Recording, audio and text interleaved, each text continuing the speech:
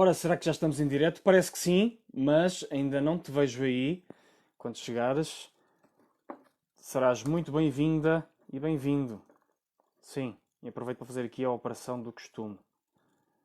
Está feita a operação. E agora sim, já vejo uma das totalistas. Bem-vinda, Julieta.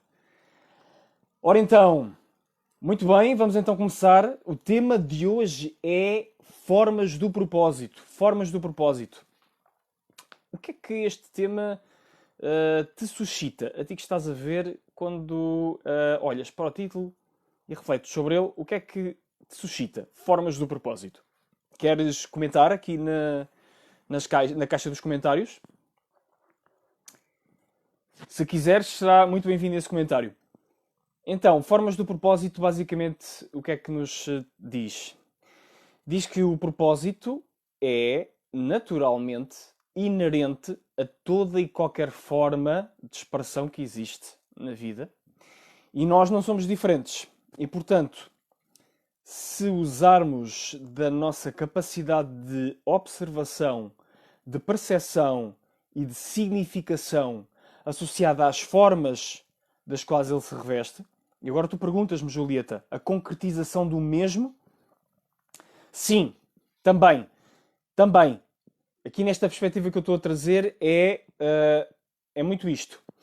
Se nós, por exemplo, pegarmos, eu agora pegar aqui numa caneta e reconhecer que esta caneta tem uma determinada forma que lhe permite desempenhar uma determinada função, a partir daí eu consigo atribuir um propósito à caneta. Neste caso, uma razão, uma finalidade desta caneta existir. Neste caso será ajudar-me a escrever. Será uma finalidade, certo? A escrever manualmente. Portanto, ajuda-me a escrever com a minha mão e não a escrever ao computador ou não a escrever à máquina ou outra forma de escrever, ou ao telemóvel, por exemplo. É claro que isto é muito mais fácil de fazer para um objeto, para uma forma que se manifesta enquanto tal. Só que não é necessariamente assim para as formas mais complexas, como é a nossa existência humana. Mas como também falámos, o propósito é uma espécie de jogo de mestria, de domínio, da geração de significados. De significados, lá está, a partir da expressão autêntica de quem somos. Expressão autêntica de quem somos, que é necessariamente e por definição criativa. E portanto, se nós olharmos para as formas através das quais temos as nossas expressões criativas essenciais e fizermos aquilo que ontem também destacámos, que é o dar atenção, reparar, observar com profundidade. Então, e sim, boa noite, Julieta, e boa noite também à Lourdes, que estás a ver. Vamos ter muito mais possibilidades de, através dessa capacidade de dar atenção profunda àquilo que está a acontecer à nossa frente, no desempenho das múltiplas formas que nos envolvem, porque nós, como seres humanos, somos bem mais complexos do que uma caneta e podemos ter formas a acontecer no nosso pensamento, formas a acontecer nos nossos sentimentos, nos nossos atos, e tudo isso contribui para a nossa percepção das formas. E então essa percepção das formas que nos devolvem significados podem ser enquadradas e encaixadas de diversas maneiras e foram ao longo da história. O ser humano tem procurado atribuir significado à existência, a tudo aquilo que o rodeia, não só em si como fora, desde que se reconhece enquanto tal. A questão simbólica, por exemplo, o homem desde que começou a detectar movimento nos céus e a olhar para os céus, que discerniu que esse movimento assume determinadas formas, determinados padrões geométricos e a partir desses movimentos discerniu e derivou um conjunto de conhecimentos e de saberes que o ajudou a orientar-se e a estabelecer ordem no seu mundo através das práticas da astronomia e da astrologia e da observação natural enquanto tal. Portanto, isto apenas para percebermos e termos consciência de que estes dilemas associados ao nosso propósito, a quem somos, o que é que estamos aqui a fazer, para onde é que vamos, são dilemas com os quais a humanidade se tem debatido desde sempre.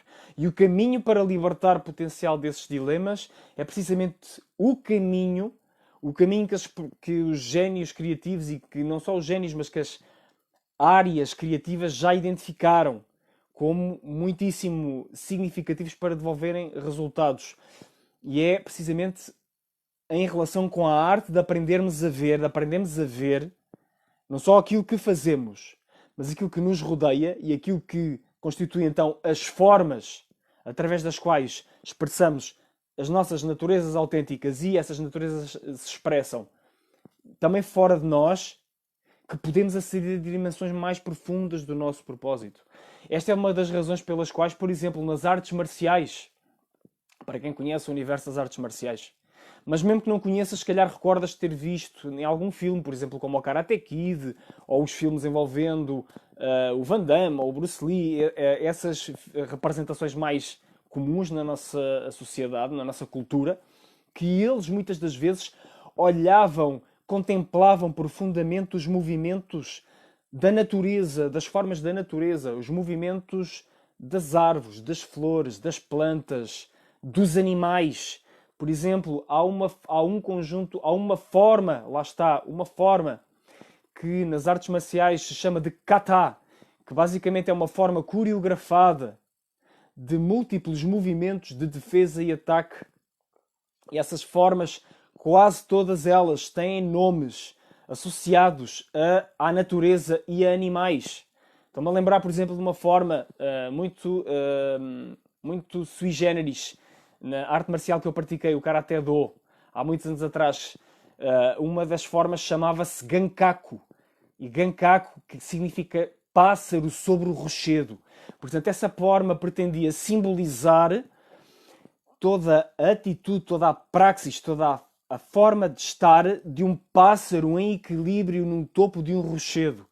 Isto tem muito de poesia como tem de praticalidade, porque esta kata, esta forma, esta coreografia de defesas e de ataques, então remetia-nos para a integração dessa capacidade de, neste caso, de trabalhar, se bem me recordo da kata, e agora vou correr aqui um risco, há muitos anos que já não trabalho com essa realidade, mas essa forma da Gankaku, do pássaro em cima do rochedo, pretendia então trabalhar de uma forma já avançada, porque era uma kata já de cinturão negro, do estilo que eu praticava, que era o estilo Karate Shoto, que era uma fusão entre o Karate Shotokan e o Karate Shotokai. E esta forma pretendia então promover o trabalho deliberado e a um nível de mestria do equilíbrio, porque o pássaro sobre o rochedo, aquele tipo de pássaro específico sobre o rochedo, ele equilibrava-se numa só perna. E, portanto, várias das transições dessa dança coreografada aconteciam quando nós, os praticantes, passávamos nos nossos movimentos de defesa-ataque de apoio em apoio único. Portanto, essa era a questão associada ali. E, portanto, o propósito dessa forma era precisamente que trabalhássemos o equilíbrio. Como é que esse trabalho de equilíbrio se produzia? Através da observação desta forma coreografada, que atribuíram o nome de Gankaku, para então nós podermos, na operacionalização, na ativação dessa mesma forma, libertar então o seu valor, o seu potencial de integração de equilíbrio em cada um de nós. E, portanto, isto só para dar um exemplo como ocorreu agora, on the spot, digamos assim, de como podemos usar as formas para trabalhar então deliberadamente as dimensões. Mas necessariamente ir além dessas formas. E essa é que é aqui a questão e também é a grande oportunidade e também podemos dizer o risco. E o risco é muitas vezes confundirmos com as formas que temos. Por exemplo, se temos uma virtude, ou lá está, se temos capacidades, competências, dons e talentos, como falámos nas transmissões anteriores, que nos inclinam a determinado tipo de práticas com proficiência, com competência, com mestria, então o risco é que possamos nos identificar a nossa identidade em exclusivo precisamente com esses desempenhos associados a essas formas. Portanto, se eu sou muito bom a falar, ou a escrever, ou a cozinhar, ou a correr, ou a fazer katas, eu posso me identificar que sou aquilo. O meu valor apenas deriva de desempenhar aquilo e não outra coisa qualquer. E isso é um erro. Na minha opinião, é um erro. E é precisamente a consciência de que as formas são oportunidades para essa expressão autêntica de quem somos, que não é muito bem definível, mas reflete, é verdade, de uma forma mais gratificante, de uma forma mais entusiástica, de uma forma mais satisfatória, numas formas e não noutras. Isso é, na verdade, um incentivo e um convite para que saibamos estar no melhor da nossa capacidade de desempenhar essas formas, mas ao mesmo tempo sejamos capazes de as transcender e ir além delas. E agora tu perguntas-me, Lourdes, uma grande parte, perguntas ou afirmas, já vou descobrir, uma grande parte das pessoas estão insatisfeitas com o seu trabalho atual. Sim, é verdade. A falta de reconhecimento é a principal causa. Ok, conclusão da tua. O que as pessoas buscam? Dinheiro ou satisfação? Ambos, propósito. Bom, tens aqui uma combinação de comentários com perguntas. E eu vou tentar então dar aqui e encaixar isto naquilo que nós estamos a fazer.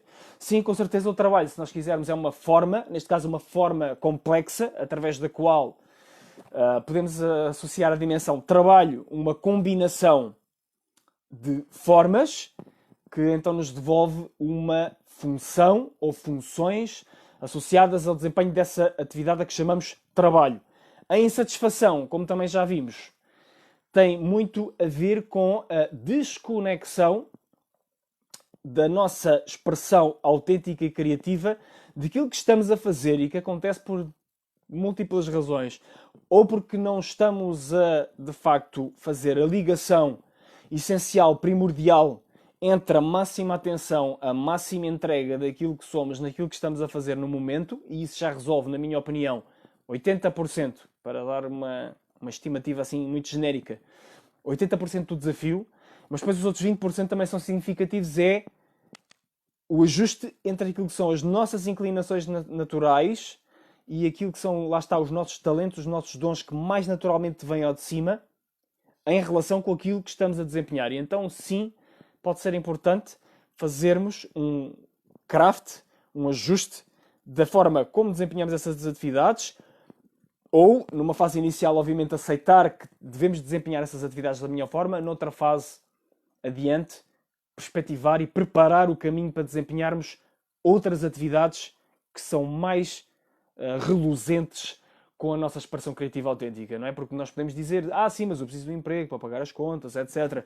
Com certeza, mas há outros empregos no mundo além daquele emprego especificamente onde temos de estar. Há outras possibilidades que podemos procurar para expressar a nossa essência. Não tem de estar necessariamente vinculado àquela questão. Portanto, mesmo que na altura não seja possível, pode ser possível preparar o caminho para lá chegar.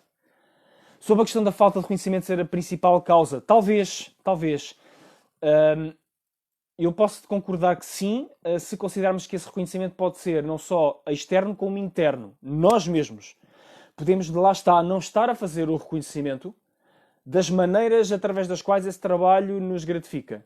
Sem esquecer que, sem margem para dúvidas, a falta de reconhecimento de superiores, de donos de negócios, de CEOs, de líderes, de gestores sobre o desempenho, sobre aquilo que é bem feito, sobre aquilo que tem valor dos seus colaboradores, é uma causa fundamental de insatisfação, a noção de que não somos tidos em consideração em pleno naquilo que somos, que a nossa voz pode não contar para os destinos da organização tanto quanto poderia, de que não estamos a utilizar várias das dimensões de entrega de valor que podiam estar a ser utilizadas.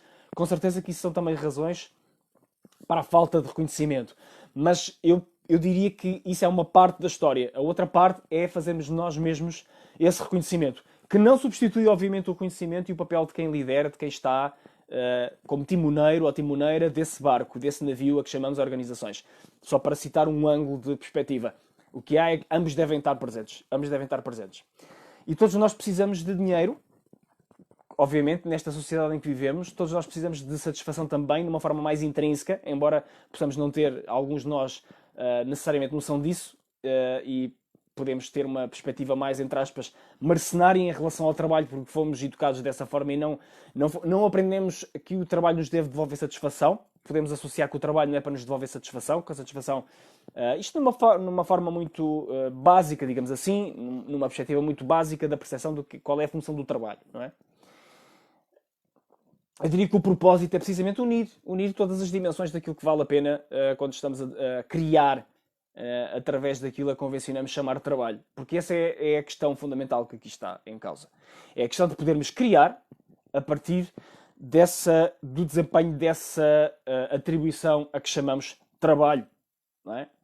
O trabalho que seja fundamentalmente uma expressão autêntica daquilo que somos. Muito mais do que simplesmente uma obrigação para pagar contas, para pagar empréstimos, para educar os miúdos, para isto e para aquilo. Todo um conjunto de circunstâncias que são imprescindíveis, que são indispensáveis se existem nas nossas vidas. Não vamos estar aqui a dizer que não, mas podem ser atendidas essas necessidades, podem e devem ser atendidas essas necessidades sem ser vinculadas a uma sensação de obrigação que nos gera fricção, que nos gera negatividade, que nos gera contrariedade, falta de disponibilidade para estarmos completamente a fazer aquilo que fazemos.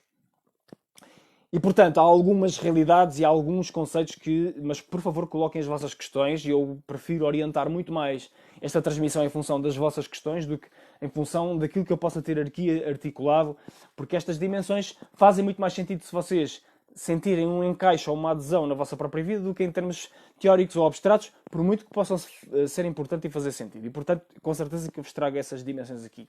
Quando pensamos em formas do propósito, pensamos necessariamente nos papéis que nós desempenhamos, necessariamente, e esses papéis combinam, então, múltiplas dimensões, múltiplas qualidades, múltiplas virtudes, e agora tu comentas aqui, Julieta, faz todo o sentido o que disseste, as minhas sinapses deram cliques, ainda bem.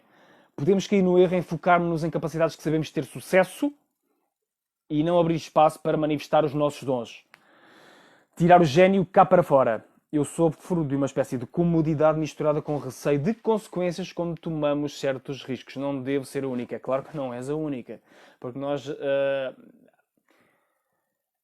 muitos dos contextos em que nós ainda estamos inseridos não são purpose-friendly, por assim dizer. Portanto, não são amigos do propósito. E o que é que acontece? Acontece que, não sendo amigos do propósito, há um incentivo, mesmo que não explícito, mas há um incentivo nesses contextos para que haja uma busca de resultados que cumpram as regras que lá vigoram, e essas regras que lá vigoram, esses resultados que são que nós, às vezes, e aí pode haver o nosso comodismo em associar sucesso ao atingimento desses resultados. Mas então eu deixo a pergunta, será que sucesso é atingir um resultado que não nos faz sentido? Se calhar pode ser aquela frase também muito conhecida, nothing fails like success. Portanto, não há maior fracasso do que o sucesso que não é significativo, do que o sucesso, ou neste caso, do que o resultado que foi bem sucedido, mas sabe a derrota, porque não nos gratifica profundamente naquilo que nós somos. E vamos imaginar uma promoção, por exemplo, uma promoção que vai implicar mais responsabilidades, que vai implicar mais trabalho, que vai implicar mais envolvimento ainda numa linha de atuação que não nos representa. Será que é um sucesso? Eventualmente não é um sucesso. Aliás, eu defendo que claramente não é um sucesso, se nós não o sentimos como tal. Portanto, a primeira questão é assumirmos a ownership, a responsabilidade, por definirmos sucesso. E esta é também uma das perguntas já clássicas e cruciais a trabalhar com propósito, que é, como é que defines sucesso? O que é que sucesso é para ti? Como é que essa forma, desse resultado, quando considerada em termos daquilo que são os teus próprios valores internos, as tuas formas preferenciais de expressão autêntica, em função disso, o que é sucesso verdadeiramente? Não é? Portanto, a comunidade, na realidade, acaba por ter também a sua dose de incentivo dos contextos. Obviamente tem uma dose nossa também, muitas das vezes, das nossas próprias fraquezas, fragilidades, limitações, que todos temos como seres humanos, e claro que se refletem aí. O que acontece é que acontece essa união entre os incentivos ou distorções a essa busca de sucesso e de plenitude e gratificação, que acabam por se torcer, por assim dizer, ou perverter em função das métricas, dos KPIs, dos Key Performance Indicators, ou neste caso os indicadores-chave de resultados que estão associados aos contextos profissionais onde nós estamos, porque nós sabemos que se somos medidos no nosso desempenho e a nossa permanência na organização, ou a nossa promoção, ou a nossa remuneração, o nosso prémio no final do ano está contingente num conjunto de medições que nós sentimos que não nos representam, pois então algo pode e deveria ser feito a nível desse ajuste, eventualmente. E aí então são os múltiplos caminhos que já vimos que divergem. Podemos ser nós a entender que podemos melhorar a forma como encaramos esse desempenho e a libertar mais significado intangível dessas métricas, ou podemos falar com os nossos colegas, com os nossos superiores hierárquicos, com as pessoas que fazem parte da organização e perceber se faz sentido, se é possível ajustar as próprias métricas e tornar os processos de avaliação de desempenho mais humanos e mais purpose-friendly, e aí pode passar pelo envolvimento de colaboradores externos à organização, consultores, formadores, coaches que possam dar esse apoio, não é? Como uma pessoa como é o meu caso, ou então tomarmos a decisão que não há muito mais a fazer neste contexto, é um convite para que eu possa descobrir o meu melhor noutros contextos, com outras oportunidades, e portanto eu vou procurar dar os saltos na maneira em que seja capaz de o fazer, e então começo a preparar de uma forma mais ativa um caminho numa outra realidade. Não sei se ajudei, espero que sim. Entretanto, Lourdes, perguntas também, ou afirmas, trabalhar de forma alinhada com o propósito é uma opção muito interessante para minimizar a insatisfação. Pois, mas também exige mais do que apenas receber o contra-cheque no final do mês. Lá está. Exatamente. Implica uma decisão nossa, e deve partir de nós, para que se reflita fora de nós, uma decisão de fazer o nosso trabalho com o máximo de humanidade, o máximo de envolvimento possível. Procurarmos mesmo colocar, como dizia Fernando Pessoa, tudo o que somos em tudo o que fazemos. Põe tudo o que és no mínimo que fazes. Portanto, seja qual seja a tarefa, seja apertar um parafuso, seja estrelar um ovo, a varrer o chão, a passar uma camisa a ferro ou a fazer um discurso na ONU perante os líderes mundiais, não importa qual seja a tarefa, tentarmos trazer todo o nosso game, trazer toda a nossa capacidade, toda a nossa disponibilidade, todo o nosso envolvimento para isso se repercutir naquilo que fazemos e lhe dar aquela magia, dar-lhe aquele perfume, aquela fragrância que só por si vai nos devolver, no mínimo, uma aceitação daquilo que estamos a fazer e vai com certeza, na minha opinião, tendencialmente, a não ser que sejam contextos mesmo muito adversos, vai escalar para termos satisfação, para termos entusiasmo, para termos alegria. Sim, e claro, se estamos então a dar plena atenção àquilo que fazemos e já temos algum conhecimento das sugestões que têm vindo aqui a ser dadas nestas transmissões, então somos capazes de ativar as nossas dimensões internas, somos capazes de deixar que a presença e que a atenção seja cada vez mais plena na forma em que se manifesta num determinado desempenho, nas suas múltiplas formas, lá está, e fazer com que isso seja, na realidade, uma rampa de transmissão do tangível para o intangível e vice-versa, e os outros vão reconhecer que há uma dimensão diferente, há uma qualidade especial naquilo que nós fazemos, que lhes agrada, que os satisfaz, e não importa se são bilhões a conhecerem esse trabalho, como podem ser das grandes figuras que já foram da civilização e fazem parte da história da humanidade, como Jesus Cristo, ou como um Buda,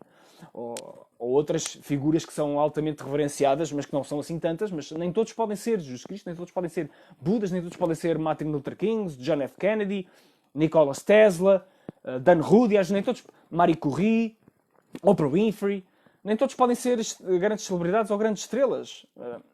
E é desejável que assim seja? Seria desejável? Não sei, se calhar não é assim tão desejável. Se calhar esse tipo de exposição, esse tipo de operação também não é uma operação propriamente que gere equilíbrios nesta fase da civilização para nós como seres humanos. Se calhar também há um grau de pressão e há um grau de endeusamento e há um grau de projeção coletiva que também pode gerar um certo peso, para não dizer um grande peso, nas pessoas que estão vinculadas a ele. Mas, por exemplo, se a nossa dimensão, por exemplo, neste momento vejo aqui pela indicação que estão 5 pessoas a ver esta transmissão. Agora, neste momento. Portanto, para vocês, tu que estás aí, que és uma destas 5 pessoas, estás a receber o melhor de mim, tanto quanto eu sou a entregar E está tudo bem. Obviamente, se eu gostava que tivessem 50 pessoas a ver, se eu gostava que tivessem 500 pessoas a ver, ou 5.000 pessoas a ver, eu posso dizer que sim a todas estas questões. Mas não é assim. E, portanto, o que é que eu poderia fazer para que fosse? E o que é que posso, portanto, colocar-me em causa e colocar-me em responsabilidade também.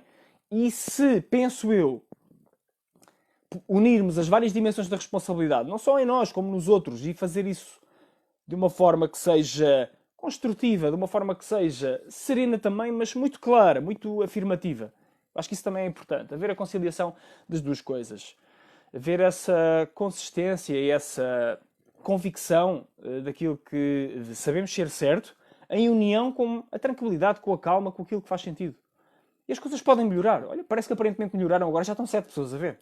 Eu estou aqui a brincar, mas é apenas para vos transmitir a ideia de que, na verdade, podemos sempre fazer algo mais, mas esse algo mais pode não ser suficiente para que as coisas aconteçam, porque há essa dimensão que, embora esteja na nossa percepção, e somos todos pegando aqui a questão da espiritualidade, e somos totalmente responsáveis por aquilo que nos acontece. Eu concordo até certo ponto com esta última ideia, de sermos totalmente responsáveis por aquilo que nos acontece. Acho que somos totalmente responsáveis por lidarmos com aquilo que nos acontece, mas não somos totalmente responsáveis por aquilo que nos acontece. Acontecem grandes atrocidades neste mundo, por exemplo, a crianças e a pessoas completamente impotentes. Qual é a responsabilidade que essas pessoas objetivamente têm? Claro que se podemos trazer e usar outras teorias mais espirituais que vão considerar que pode haver responsabilidades kármicas de outras vidas, etc, etc, pois aí poderemos dizer que as coisas, de facto, podem fazer sentido nessa lógica. Mas em termos mais objetivos, em função daquilo que somos capazes de ver, nós podemos dizer que não é. E as dimensões da responsabilidade também não são idênticas para todos nós. A responsabilidade de um líder eleito democraticamente por um país, um beijinho muito grande para ti, Karina, obrigado por estares aqui. E a responsabilidade de uma pessoa que não é capaz de votar, por exemplo, porque não tem acesso a deslocar-se a uma urna para depositar o seu voto, por exemplo, por uma questão de saúde. E são responsabilidades diferenciadas face a essa realidade. Por isso, só para dar aqui um exemplo. Portanto, com certeza que eu quero aqui trazer uma dimensão de equilíbrio, porque há circunstâncias que estão cada vez mais a ficar claras, em termos coletivos, que em muito mais dimensões do que aquelas que poderíamos à partida pensar, desequilibram, criam desníveis no terreno de jogo propositado, por assim dizer, e que fazem e convocam a que cada vez mais possamos, sim, com certeza, partir daquilo que podemos, partir da nossa responsabilidade individual, para encontrarmos então formas, e outra maneira de definir o conceito das formas, encontrarmos então formas, encontrarmos caminhos, se não é por A vai ser por B, por C por D, se não é por cima, por baixo, pela esquerda ou pela direita, procurarmos múltiplas formas através das quais podemos, de facto, melhorar a nossa capacidade de ativarmos o nosso propósito. A nossa capacidade de expressão autêntica. E obviamente que isso é muito mais fácil se o fizermos unidos, juntos, do que acompanhados. E todos nós sabemos disso, não é? As coisas, quando é possível fazê-las em conjunto, com a participação de alguém, é sempre muito mais fácil. É sempre muito mais favorável. É muito mais rápido também, é muito mais eficaz, é muito mais eficiente, sempre que possível. E esse é o grande convite destes tempos. Esse é o grande convite de todas as ferramentas que temos à nossa disposição agora, é que não estavam disponíveis há não muito poucos anos atrás. Nós, por exemplo, nós sabemos, há 20 anos atrás não havia, que eu me recordo, não haviam redes sociais. Portanto, como é que eu poderia fazer uma transmissão destas? E não é preciso recuar muito mais. Há 5 anos atrás, a possibilidade, por exemplo, de fazer Facebook Lives não era o que é agora. Era necessário instalar um plugin. As câmaras dos telemóveis também não tinham a qualidade que têm agora. Eu estou a fazer esta transmissão com uma câmara de um telemóvel, ou se não fosse um telemóvel, de um computador, etc, etc, etc. Todo um conjunto de evoluções e de ferramentas que aconteceram e que fazem com que, de facto, a possibilidade de nós expressarmos o nosso propósito seja cada vez mais forte e cada vez mais clara, mas ao mesmo tempo vão-se revelando facetas dos limites e das faltas e das falhas coletivas para podermos expressar esse propósito, falhas da nossa liberdade, falhas do direito à informação e à transparência, da plena participação, da liberdade de expressão, etc., que agora, por esta altura, vão ficando mais claras e que não estavam. Mas isso é tudo vantajoso, porque é essa clareza extra daquilo que nos limita, daquilo que de alguma forma nos prende ou até oprime, num sentido mais amplo, em termos de algumas várias múltiplas das liberdades e direitos fundamentais do ser humano. Essa consciência daquilo que nos falta, daquilo que podemos fazer melhor, pois ajuda-nos e impele-nos a podermos fazer melhor.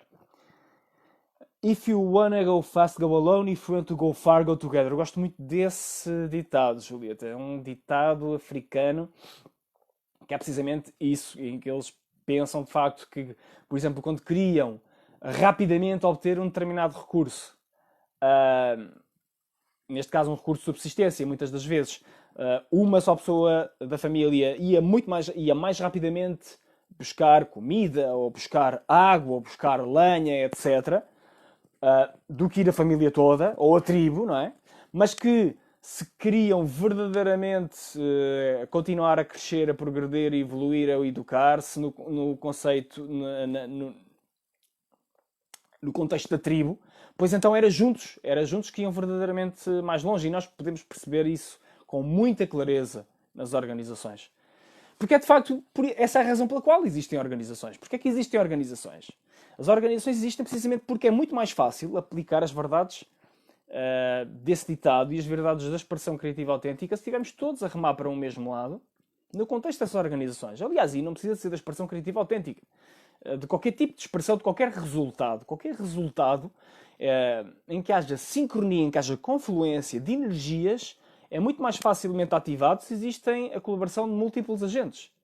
E, obviamente, esses múltiplos agentes, no contexto das organizações, em que querem atingir objetivos que envolvem um leque cada vez mais amplo e cada vez mais vasto de recursos para atingir resultados cada vez mais complexos ou cada vez mais difíceis de alcançar, pois faz sentido que existam estas formas a que chamamos organizações. Sim. E, portanto, meus queridos e minhas queridas, mais questões relativamente às formas do propósito.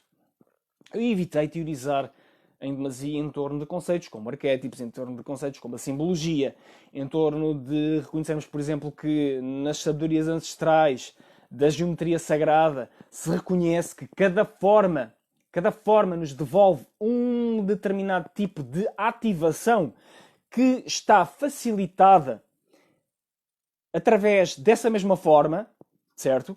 E, inclusive, na análise, por exemplo, isto para quem teria ou tem conhecimentos de astrologia, quando olhamos, por exemplo, para um mapa astral, o tipo de formas que estão a desenhar aquela representação permitem a uma pessoa que seja altamente proficiente naquela linguagem ter uma gestalt, que é o mesmo que dizer uma percepção unificada, intuitiva, total, daquilo que é a libertação do propósito associado à forma que ali está a ser representada naquele mapa astral. E neste caso em concreto, pode ser uma pessoa, neste caso faz sentido para uma pessoa, ou para formas cientes de representação, neste caso eventos, por exemplo, ou realidades mais complexas, incluindo organizações, países, etc. É uma mega ciência que tem múltiplas ramificações. Eu não sou profissional, mas estudo com alguma profundidade, não vamos entrar agora por aí. E essa capacidade de olhar para as formas e libertar, então, através da atenção, da contemplação, da atenção profunda, da atenção que considera todas as dimensões, sempre foi o segredo de todas as grandes expressões criativas da humanidade. E se vocês pegarem num livro de expressão criativa, ou seja um livro de pintura, seja um livro de escrita, de música, todos eles vão levar a vossa sensibilidade para reparar nos fundamentais daquilo que está a ser tratado, daquelas competências ou daquelas realidades que estão ali a ser lidadas, para a vossa capacidade de as observar de uma forma profunda. E vemos histórias, e sabemos histórias de Leonardo da Vinci, Van Gogh, Nikola Tesla, Albert Einstein, todos eles eram pessoas que tinham uma disposição de partida, de base, para observar profundamente a realidade com as quais estavam a lidar, que era acima daquela que era a capacidade de base de outros praticantes do seu ramo, da sua área, não é? E, portanto, se calhar é esse o grande talento. Se calhar o grande talento é mesmo a capacidade de sustentar atenção concentrada, tão focalizada quanto abrangente e diversificada, a tal capacidade de múltiplos reflexos, a tal multidisciplinaridade, interdisciplinaridade, que, claro, precisa ser ajustada a cada campo, para que um Van Gogh seja capaz de pintar quadros que devolvem uma experiência interna a quem está a observar, diferente de outros. Ou que um Albert Einstein seja capaz de jogar na sua mente com imagens do seu cotidiano, desde comboios, partículas de luz montadas em cima de ondas e outras que tais, para entender as leis da física. E até hoje continuam a ser desvendadas dimensões, nomeadamente em termos de aplicações tecnológicas, de teorias que ele descobriu com a sua imaginação e que se demonstra que estão certas e que têm essa aplicação acertada. E, portanto, em termos de praticalidade, isso não tem questões mais para trazer aqui, mais concretas. A questão é, pensem nos vários ângulos, nas várias formas, como podem aplicar a vossa expressão criativa. E vão fazendo, entre aspas, uma espécie de cerco positivo. Um cerco positivo à forma como são chamados a contribuir no vosso dia-a-dia, seja na vossa profissão, seja em tudo aquilo que vocês façam. Como é que são chamados a contribuir faz toda a diferença para, tendo em conta a maneira como vocês notam esse tipo de contribuições, para que possam ver as coisas com mais profundidade, sustentarem a vossa atenção por mais tempo e então libertarem esses perfumes que vêm dessa atenção sustentada, para desempenharmos cada vez mais e melhor as tarefas que nos cabem, em escolha ou em sorte, da melhor forma. E, portanto, libertar essas dimensões do propósito é absolutamente fundamental para que essa gratificação, essa riqueza, essa diversidade de possibilidades esteja em cima da mesa para nós.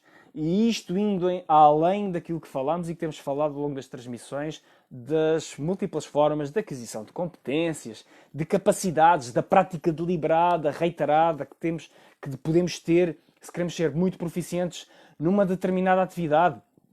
Sabendo, por exemplo, que coisas como a regra das 10.000 horas devem ser ajustadas ao contexto e que é possível atingir elevados níveis de proficiência e de mestria através de mergulhos de imersões de prática concentradas no tempo e em atenção e energia e em investimento de recursos, se nos predispusermos a isso e se acreditarmos que é possível e se aprendermos com quem já fez, com essas referências e formos partilhando isso, mas por favor coloquem questões, mandem-me uma mensagem ou um e-mail para julio@juliobarroco.com se quiserem ajustar um outro aspecto, ou claro, obviamente, como também falámos, se quiserem ter uma sessão personalizada ou eventualmente enverdar por uma jornada de acompanhamento comigo. E agora tu comentas aqui, Lourdes, o Júlio trabalha com propósito, percebe que é o que faz sentido para si, eu também vejo dessa forma. Perceber esse sentido e assim deixar como legado para o mundo. Ainda bem que assim é, Lourdes. Então procura o mais possível então tudo aquilo que te possa permitir ativar. E agora comentas a dela, bem-aja a todos, obrigado e bem-vinda. Obrigado mais uma vez por apareceres quando podes. Na altura em que podes, porque estás cá quase sempre, nem sempre te vejo logo no início. E... sim, com certeza, é aquilo que nos faz sentido para nós, então é isso que devemos ir à procura. De que formas é que esse propósito se manifesta? Será, por exemplo, ajudando os nossos familiares, os nossos filhos, os nossos sobrinhos, os nossos netos, ou os nossos amigos, ou ter uma prática profissional? Por que não? Será preparar-nos para podermos ter uma prática profissional? Será fazermos cursos, lermos, investigarmos, investirmos em nós para, de facto, levarmos valor que não está ainda a ter lugar no mercado, no setor, na indústria onde operamos? O que é que será? pois é por aí. É por aí. E se assim for essa tua escolha, Lourdes, bem-vinda. Bem-vinda ao lote das pessoas que se preocupam e que querem, de facto, viver com mais propósito e ajudar, eventualmente, outros a fazer isso. O que é importante, na minha opinião, aqui é, de facto, estarmos preparados para darmos um diferencial que faça sentido em função da nossa própria expressão autêntica criativa. Mas isso, naturalmente, fica assegurado se tivermos a determinação, a persistência e a coragem de levarmos a nossa cena, a nossa coisa, até às últimas consequências dessa mesma coisa, desse caminho, levarmos a nossa própria forma até ao culminar dessa expressão. Se pudermos então entender de que maneira obviamente, irmos revisitando e atualizando esse entendimento.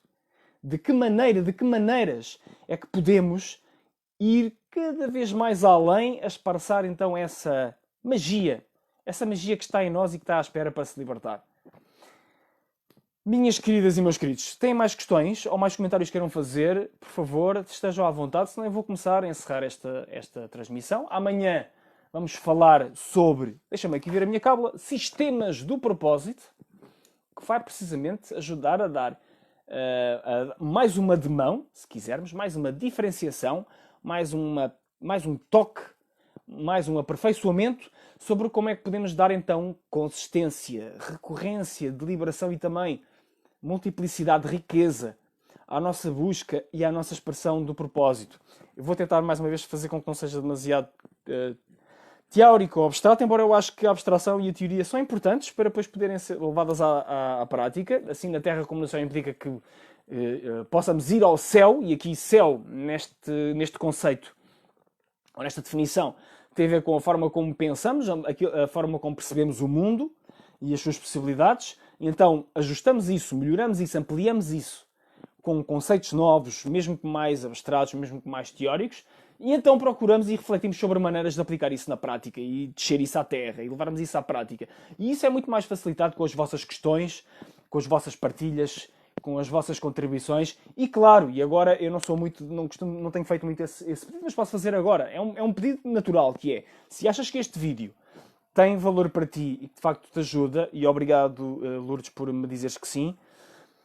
Se achas que te ajuda, se achas que acrescenta valor, então partilha este vídeo, partilha esta transmissão na tua cronologia, numa mensagem privada, fala disto a outras pessoas que achas que possam beneficiar e, portanto, estaremos a ajudar todos uns aos outros nesse caminho de sermos cada vez mais aquilo que já somos através dessa expressão propositada, autêntica. Até amanhã, fiquem bem.